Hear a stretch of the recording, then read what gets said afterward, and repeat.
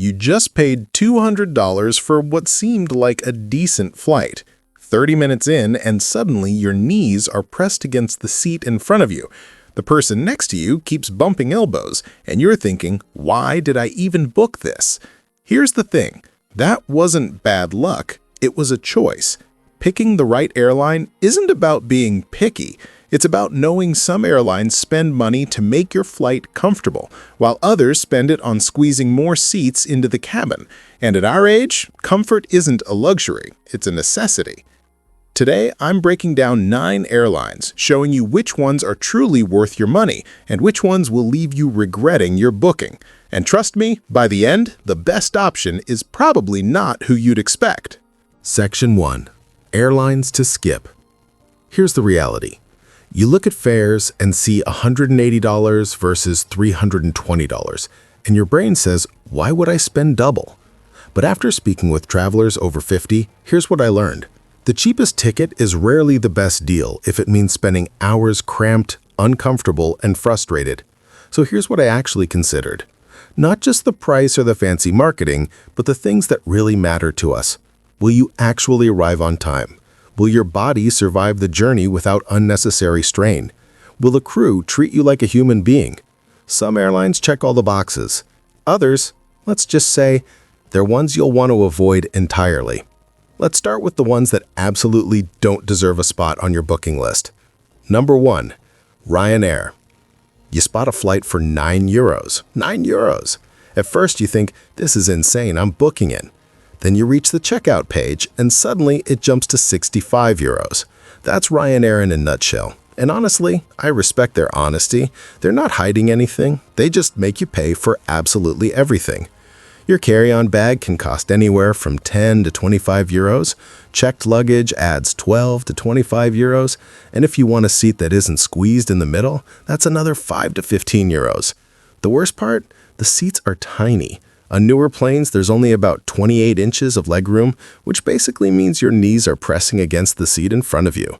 For anyone with knee pain or just someone who values not feeling like a pretzel for a couple of hours, it's rough. Boarding is another headache. Everything is chaotic, and the airline encourages you to rush. If you have any mobility issues, this alone can make the whole experience stressful. My take? Unless you're traveling light with just a backpack and can handle delays with ease, the savings disappear fast. That €9 flight quickly becomes €65 to €80, and for that price, you could have booked a different airline and actually enjoyed some comfort. Number 2. Spirit Airlines. Spirit is essentially the US version of Ryanair, but in some ways it's even more frustrating. The energy on Spirit flights is tense because everyone is constantly irritated about fees. A bag that's just an inch too big? That's $35. Want a seat that isn't stuck in the middle of the last row? That'll cost between $5 and $25. Even the crew can sometimes come across as impatient, which adds to the stress. Here's the thing. The base ticket might look cheap, say $79, but once you add bags and seat selection, it can easily jump to $140. For the same $140, you could fly Alaska Airlines on the same route and actually enjoy the trip. Passengers also report that cabin cleanliness is inconsistent. Some flights are fine, others are questionable. If you care about basic hygiene, Spirit is risky. It's tempting to go for the low price, but you'll likely end up spending more and feeling worse for it. Number 3. Frontier Airlines. Frontier appears inexpensive on the surface, but their on-time performance is a serious concern. They operate with extremely tight turnarounds between flights. When the first flight is delayed, and delays happen, there's often no buffer, which can lead to missed connections or canceled subsequent flights. Older planes in their fleet also require more frequent maintenance, so statistically, you're more likely to face delays or rebookings. If you're traveling solo with a personal item and no strict schedule, it can work. But if you're heading to see family, catching an event, or have a tight connection, Frontier isn't worth the risk. Saving $40 doesn't justify spending hours waiting in an airport. At our age, long rebookings and unexpected delays aren't just inconvenient, they're exhausting. Section 2. Airlines worth being cautious about. Number 4. Air India. Air India sits in a tricky middle ground. New ownership took over a few years ago, and they've been working on upgrades, but the airline is still in transition. Some flights are genuinely enjoyable, while others leave you wondering, what am I even doing here? Reports of inconsistent cleanliness pop up often. Some planes are spotless, while others have had issues like cockroaches, dirty lavatories, or worn interiors, especially on long-haul flights. The good news is that Air India is investing heavily in the future. They've ordered hundreds of new planes, upgraded cabins, and revamped training programs. In a few years, this could transform the airline. Right now, though, it's a gamble. My advice, if you're flying Air India, aim for their newest aircraft, the Boeing 787s and A350s, and avoid the older 777s. A practical tip I follow is to bring disinfecting wipes, inspect your seat and lavatory as soon as you board, and if something seems off, document it with a photo. Air India fares are genuinely competitive, but make sure you're on a modern plane before committing. Number 5. British Airways. British classic prestige, the accents, the uniforms, the reputation, and yes, sometimes it lives up to the hype, but much depends on which aircraft you get. A newer 787 or A350 offers modern seats, improved air circulation, and updated lavatories, while older 777s can feel decades behind, with cramped cabins and outdated Club World seating. My honest take, British Airways works if you're willing to do a little homework. Check the specific aircraft for your flight. If it features the new Club suites, go for it. If it's an older plane, consider alternatives. Their transatlantic network is solid, connections are generally smooth, and the lounges are decent, but that efficiency comes at a price. Short-haul economy has tightened over the years as well. More seats crammed in mean less comfort. 2 minutes of research on BA forums or the website can save you from an unpleasant surprise. Number 6. Aeroflot. Aeroflot used to be a major international carrier, but today it's much more limited. Due to geopolitics and sanctions, it no longer flies to the US or Europe except on specific Russia or Central Asia routes. Even then, there are better options available. I mention it only because some travelers might be curious, asking, what about Aeroflot? My advice? Skip it. Turkish Airlines or Air Astana offer smoother, more reliable options to Central Asia without the complications. Number 7. American Airlines. American Airlines is a bit of a mixed bag. On paper, they have a 76% on-time rate, but that number can be misleading. Performance varies wildly depending on the hub. Dallas can be chaotic, Charlotte is usually better, Miami and Phoenix generally reliable. Because their network is so vast, a single weather delay in one hub can ripple through the entire system, and recovery isn't always fast. Service quality is another unpredictable factor. Premium cabins are generally fine, but basic economy is a hit-or-miss experience. Everything feels transactional rather than welcoming. My recommendation? If American is your only option or you're burning miles, it's okay. But if you can choose between AA, Delta, or United, Delta tends to be more consistent, and United is steadily improving. Is American terrible? Not at all. Would I pick it if I had alternatives? Probably not. Section 3. Airlines that actually deliver. Number 8. United Airlines. United has had its ups and downs over the years, but things are improving. Not perfect, but definitely better than before. Their cancellation rate now sits around 0.7 to 0.9%, which is respectable. On long-haul flights, the 787s are genuinely comfortable. Quieter cabins, better air quality, larger windows, and upgraded Polaris business class seats. If you can swing premium economy or business, it's a noticeable step up in comfort. Here's the catch though. Lounge access rules are tricky. Different ticket classes, connecting carriers, and membership levels all affect whether you get in. Before you fly, check the United app carefully. Otherwise, you might find yourself locked out of the lounge. On basic economy, seat selection costs extra, usually $15 to $25 for a proper seat with decent legroom. My take? United is worth considering for long-haul flights or premium cabins, but for short domestic trips on basic economy, it's not anything extraordinary. One more tip. If possible, book flights through Denver. That hub tends to run like clockwork, almost like they've stationed their best staff there. Number 9. Qantas. Qantas, Australia's flagship carrier, often flies under the radar for North American travelers, and that's a missed opportunity. From my experience, Qantas is incredibly reliable. Their crews are professional and genuinely considerate, especially for older passengers who may need a little extra assistance. The network is solid, with Sydney and Melbourne hubs offering smooth connections to the US or onward to Asia. Are they the cheapest option? No, but mid-tier pricing for the experience they provide is worth it.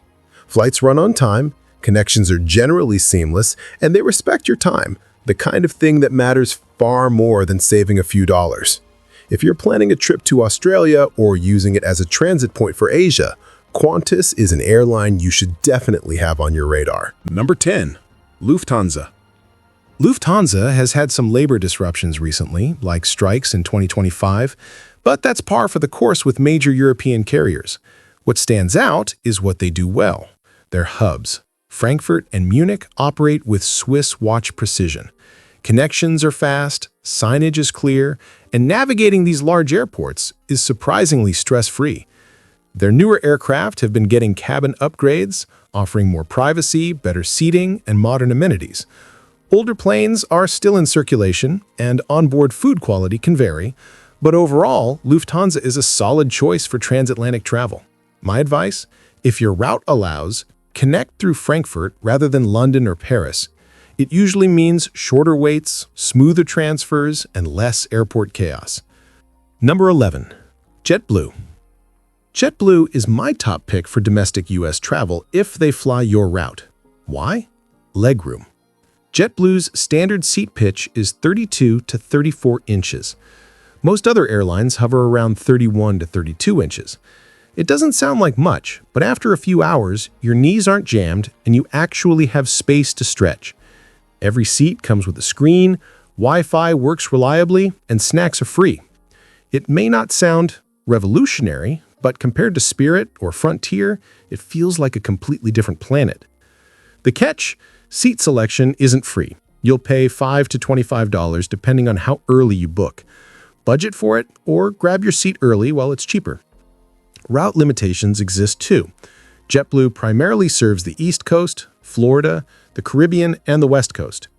If you're in the Midwest, options may be limited. But when JetBlue flies your route, you'll notice the comfort difference immediately. Number 12. Etihad Airways.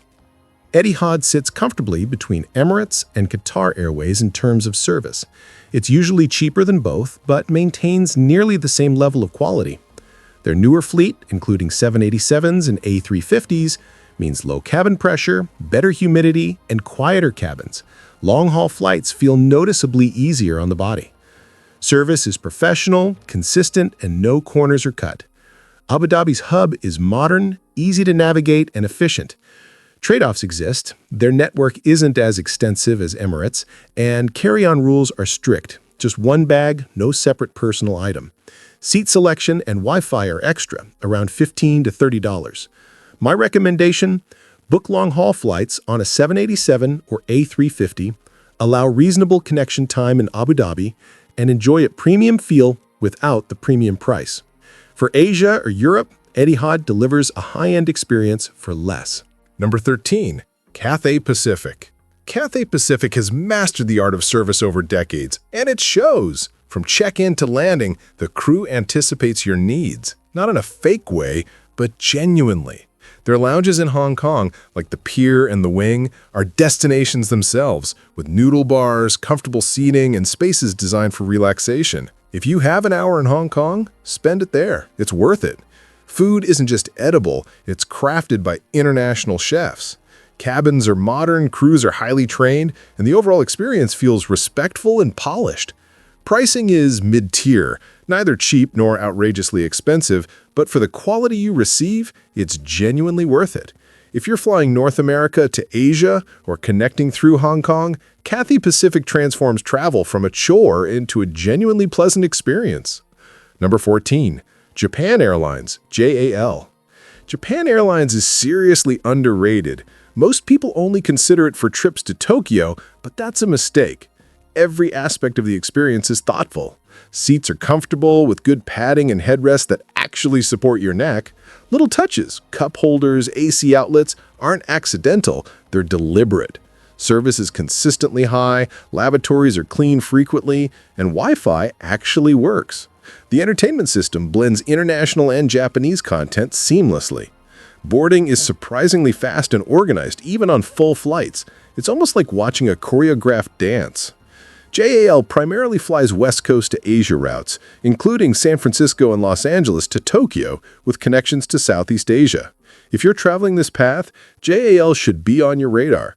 Simply put, they make flying feel smoother and more comfortable than most U.S. carriers, especially if long-haul comfort matters to you. Number 15. Emirates. Emirates is the airline everyone talks about. The A380s with shower spas, luxury lounges, and suites that feel like mini celebrations. And honestly, it's not just hype. Even in economy, seats are noticeably wider and the entertainment system is massive and highly responsive. The service doesn't feel rushed or robotic, they genuinely prioritize hospitality. Business class on the A380 is next level. Private suites, lie flat beds, on-demand dining, and attention to detail that makes the flight feel like an experience rather than a commute. Their network is strong too, with non-stops to New York, Boston, and Los Angeles, plus easy connections through Dubai. Yes, it comes at a price, usually $300 to $600 more than budget carriers, but here's the thing. If it's a milestone trip, a special celebration, or a journey you want to feel memorable, Emirates delivers that "this is special" vibe. You're not just traveling, you're making the flight part of the experience. If you can swing it, try it at least once. Now I want to hear from you.